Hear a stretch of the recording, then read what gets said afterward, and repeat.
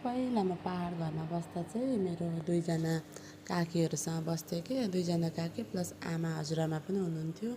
अनि उहाँहरूले चाहिँ यति बेला मलाई एक दिन मलाई यस्तो प्राङ्क गर्नुभयो कि मसँग बोल्नु नै भएन क्या। कस्तो के गल्ती नै गरे जस्तो बोल्नु भएन होइन। उहाँहरूलाई चाहिँ सायद याद छ कि छैन, मलाई चाहिँ आजसम्म पनि याद छ। बोल्नु भएन म चाहिँ स्कुल गएर आएको थिएँ, उहाँहरू घाँस काटेर आउनुभयो, बोल्नु भएन। म चाहिँ कति बोलाउन कोसिस गरेँ तर बोल्नु भएन कि। अनि मलाई चाहिँ डर लाग्यो नि त, ला मैले के गरेछु कि, उहाँहरू त कहिले यस्तो गर्नुहुन्न थियो, किन बोल्नु भएन भने कस्तो डर लाग्यो। अनि त्यतिकै बित्दै गयो। अनि त्यसपछि बेलुका खाना खायौँ, बोल्नु भएन, धन्दासन्दा गऱ्यौँ, अझै पनि बोल्नु भएन होइन। अनि म त कोठामा गएर दैलो लाएर ग्वाँ रोएँ के। अब बोल्नु भएन टेन्सन हुन्छ नि त।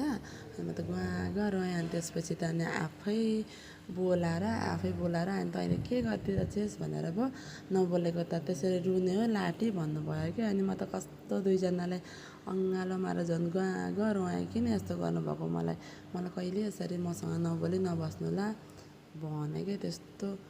त्यस्तो माया थियो क्या हामीसँग। तर अहिले त टाढा भएर होला, कुरा पनि हुँदैन, महिनामा एकपल्ट पनि हुँदैन, भेट झन् कता हो कता।